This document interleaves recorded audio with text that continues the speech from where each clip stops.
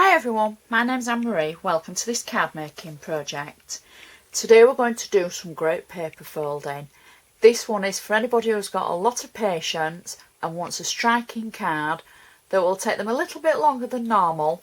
However, once it's made, it's beautiful. As always, anything that I use in this demonstration I shall put a link to at the bottom if there is a link available, and I shall put more of the description in there of the products as well. So be sure to click where it says show more and you'll see all the details. If you've ever got any comments, anything to say, please feel free, because I love hearing from you. I love hearing what you think and I love hearing your ideas, and if you've enjoyed it, if you've not enjoyed it for whatever reason, well, obviously not if you've not enjoyed it, because if you've not enjoyed it, you know, you might find another one on my list that you do enjoy a bit more. So, but I do love hearing from you, so please feel free. So I'm starting off with a card base. Now everything is from Anna Griffin, and our card base on our scale is a 7x5 card, so it's a good size and it's going to be ideal for what we're doing. As always, now I'm going to start off and show you the insert. Now for this I've gone ahead and made it already, just to save us a little bit of time really. So I've matted and layered a piece of ivory paper on a coloured background that I'm going to be using, and then I've made a crisscross design around the edge of a complementary paper, and I've stamped in the centre, and it says have a sunny and happy, bright and beautiful, magical kind of day. And the stamp is from Anna Griffin's Say It Anyway stamps, and it's in matching colour to match the background. It's like a plummy red colour. So I'm going to literally just peel the back of this off where I've added the tape to it, and I'm going to pop it in the inside of our card. So then that's our insert taken care of. I know so many of you ask me about inserts, and you always ask me if the real cards that I make. Well, yes they are. Don't just make a card front. So we'll just place that in the centre. One thing actually, people do ask me what do I do with my cards. Well, different manufacturers want different things, so I tend to save them all. But any that I make for a technique or something that's not under any kind of guidelines, I tend to give to a hedgehog hospital, to a charity, so they can raise money to help the hedgehogs.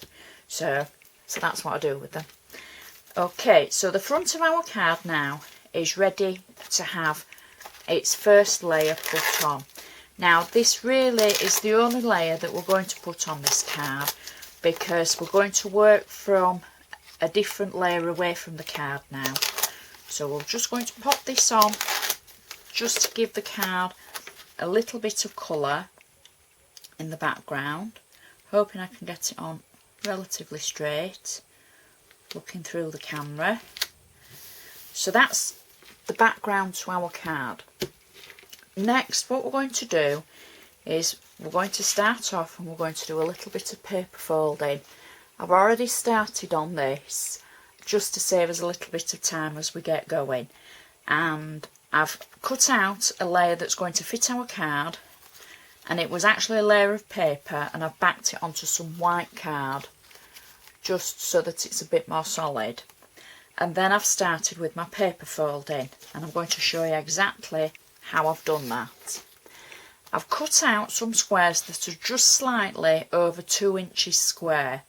Now you can use any size that you want.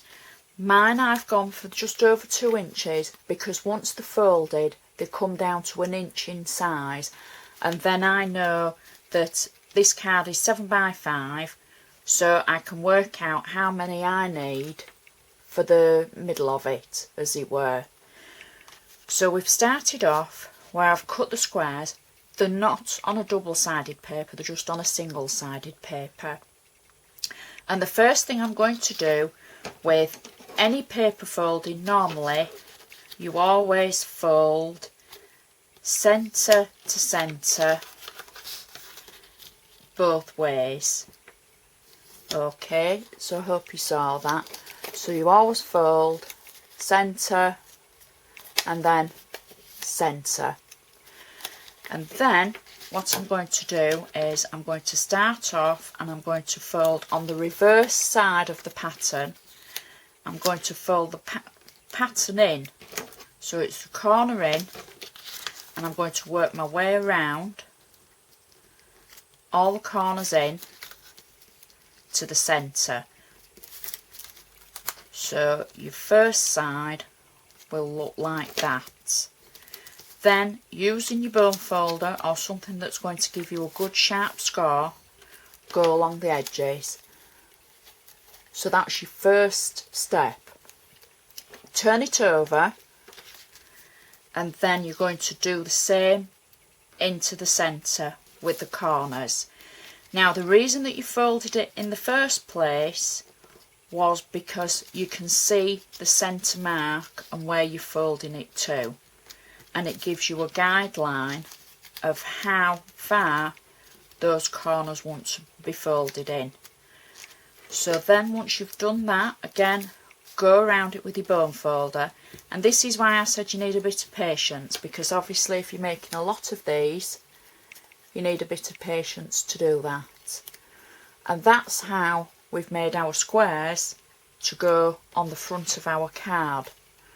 So you might want to stop and rewind, watch that bit again.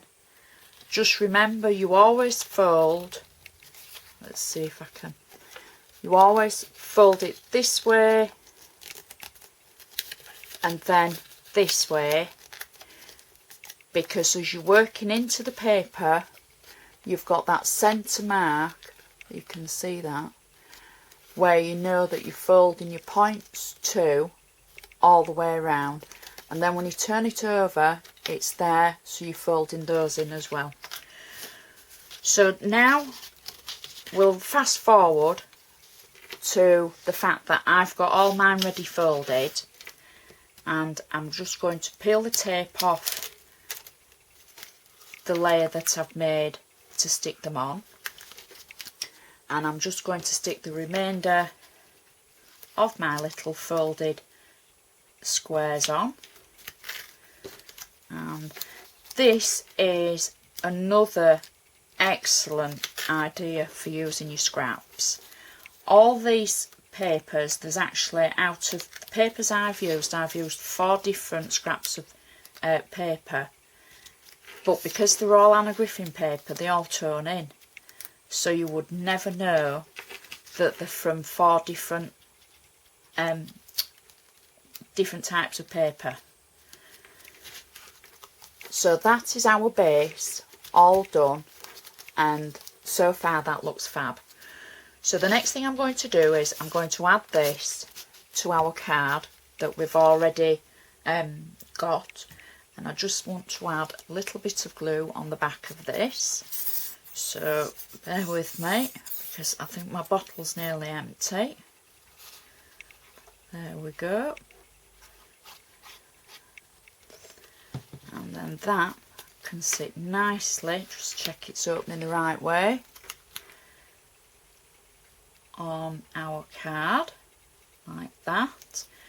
Now I've got to admit, it already looks like a masterpiece, because you can see all the work that's gone into it, even though once you get quite fast, you know, it won't take you that long at all. The next thing I've got for our card is, this is one of Anna Griffin's, I'm going to say fretwork, but it's not the fretwork. It was in a card pack, and it's one of the stickers that you get in the card packs. However, if you've got any of the dies to make any of the swirls or anything, you know, use those, use what you've got. Now I know you're going to say, Marie, I can see your foam pads there, it looks terrible. Don't worry, we've got something to go over that, but we need that to keep it stabilised on the back. So I've already added some pearl dots on the little fretwork die, and I just used some gold ones, and it just enhances it a little bit. So I'm going to add this to the centre of our card. Now the reason why I've added 3D foam is because obviously we've got a lot of movement in the paper folding and there's a lot of raised areas. I've added minimum foam literally here and here and here, because then the rest of it we've got movement with and it just sits nicely on our paper folding. The next thing I've done is I've got a gorgeous long sentiment that's going to go across the centre of our card, and this just says happy birthday to you, and that is going to sit perfectly on top of the centre of the fretwork like that, and then that in turn just needs a bow, which funnily enough I've already got, and I've put a glue dot on the back of it because you know sometimes ribbon can be a bit funny with glue, so I've put a glue dot on there and I'm just going to place that on there to finish our card, and that is actually finished. And I think that is so pretty. Once you get the technique, it's so easy. I won't say it's quick because obviously you've got your paper folding to do and you want a little bit of patience for that. However, the finished results, it just makes it so pretty. If you've enjoyed this, please give me the thumbs up for the demonstration. If you've got any questions or comments, please feel free. You can always find me on Facebook. If there's any questions that you've got, you know, don't hesitate to ask, because I love hearing from you. And I'd like to thank you so much for watching, and I'll see you again next time.